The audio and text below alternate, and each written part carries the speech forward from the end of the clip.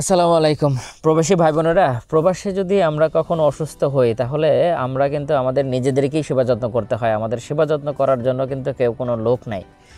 তো আমার মনে হয় প্রবাসে অসুস্থ হবার আগে কিভাবে সুস্থ থাকা যায় সেভাবে সচেতনতা অবলম্বন করতে হয়। বর্তমানে দক্ষিণ কোরিয়াতে গরমের সিজন চলতেছে, আর এই গরমের সিজনে বাইরে যে তাপমাত্রা থাকে তার থেকে অনেক বেশি তাপমাত্রা থাকে হচ্ছে ফ্যাক্টরির মধ্যে। তো এই ফ্যাক্টরির মধ্যে এই তাপের মধ্যে আমরা কাজ করতে গেলে অনেক সময় অনেক অসুস্থতা আমাদের কাছে চলে আসে। তো আমরা প্রকৃতিগতভাবে কিছু খাদ্যের অভ্যাসজনিত কারণে এই অসুস্থতা আমাদের বেড়ে যায় এবং কিছু খাদ্যের অভ্যাসজনিত কারণে এই অসুস্থতা থেকে আমরা দূরে থাকতে পারি। তো এরকম কিছু খাবার আছে যেই খাবারগুলো গরমের সিজনে খেয়ে ফ্যাক্টরিতে যাওয়া উচিত না। কয়েকটা খাবার আছে, তার মধ্যে আমি যেমন বলছি সেটা হচ্ছে গরুর গোস্ত, লাল গরুর গোস্ত বা খাসির গোস্ত, লাল গোস্ত। গরুর গোস্ত এমন একটা খাবার, সেটা হচ্ছে যে আপনি যদি এটা খান নর্মালি পেটের মধ্যে যে এটা হিট জেনারেট হয়, দেখবেন যে শরীর এরকম গরম হয়ে যায়। সুতরাং একে তো পরিবেশগত গরম, ফ্যাক্টরি গরম, এবং আপনি খাইছেন হচ্ছে গরুর গোস্ত। এমন তো অবস্থায় আপনার শরীরের ভিতরে অস্বস্তি ফিল হবে, প্রচুর পরিমাণে ঘাম হবে। যাদের হাই প্রেশার আছে তাদেরকে ব্যাপকভাবে এটা একটা পেরেশানির ভিতরে রাখবে।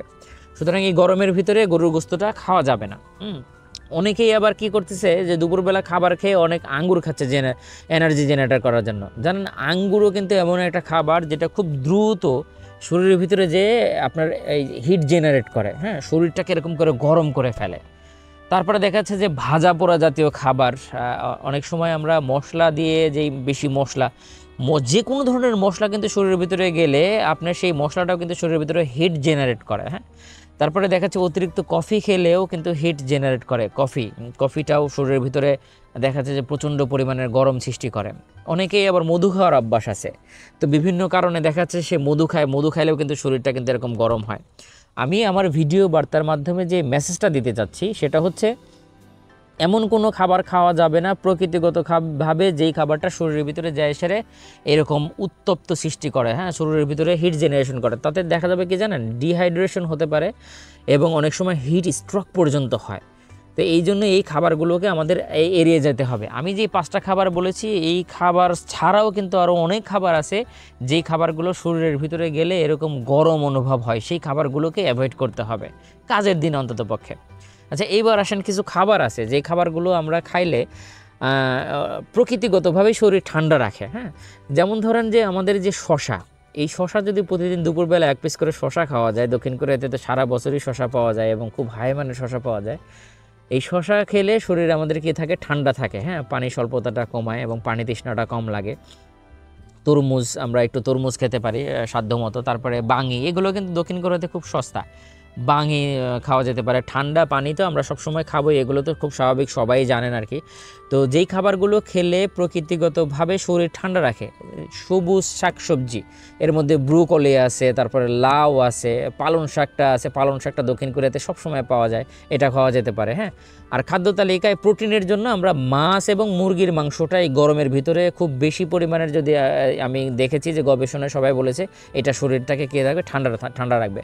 তবে এই মাছ এবং মুরগির মাংস যখন প্রচুর পরিমাণে গরম পড়বে, দক্ষিণ কোরিয়াতে তাপমাত্রা যখন বেড়ে যাবে, তখন এটাকে অল্প মশলা দিয়ে আমরা রান্না করার চেষ্টা করব।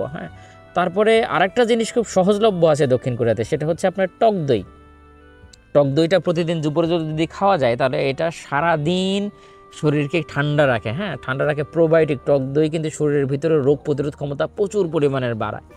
লেবু পানি, লেবু পানিটাও খাওয়া যেতে পারে। তারপরে দক্ষিণ কোরিয়াতে এই যে আপনার লেবু পানির মতোই কিন্তু বিভিন্ন ধরনের পানীয় আছে যেগুলোও কিন্তু আমরা খেতে পারি, তবে সেগুলো পরিমিত পরিমাণের খেতে হবে। প্রিয় ভাই, প্রিয় বোন, আমি আপনাদেরকে যেটা বোঝাতে চাচ্ছি, এই প্রবাসে সুস্থ থাকার জন্য সচেতনতা অবলম্বন করতে হবে।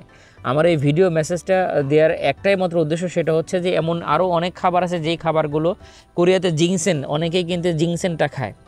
তো জিংসেন আমি নিজেও খাই, কিন্তু জুলাই এবং আগস্ট মাসে আমি জিংসেন খাই না। পরিমিত পরিমাণের জিংসেনটা খেতে হয় শীতকালে, শীতে শরীরটাকে গরম রাখার জন্য। এখন আপনি জিংসেন খাইলে পরে শারীরিক দুর্বলতা থাকে না এবং প্রচুর পরিমাণে কাজ করা যায়। আপনি এই জুলাই এবং আগস্টে আপনি জিংসেন খাচ্ছেন, তো জিংসেনটা আপনার পেটের মধ্যে যে কী হবে, আপনার শরীরের ভিতরে গরম সৃষ্টি হবে। এতে কী হবে, আপনার ডিহাইড্রেশন হবে বা হিট স্ট্রোক হতে পারে। অনেকের যাদের হাই ব্লাড প্রেশার আছে তারা স্ট্রোক করতে পারে, অনেক ধরনের অসুবিধা হতে পারে। তারপরে গরমের ভিতরে একটা ঠান্ডা পানির বোতল সবসময় কর্মক্ষেত্রে কাছে রেখে প্রচুর পরিমাণে পানি খেতে হবে আমাদেরকে, নিজের শরীরের প্রতি নিজেকে যত্ন নিতে হবে। এই প্রবাসে অসুস্থ হলে আপনাকে কিন্তু কেউ দেখার নাই, এখানে নিজে প্রকৃতিগতভাবে সুস্থ রাখার চেষ্টা করি আমরা। আসসালামু আলাইকুম।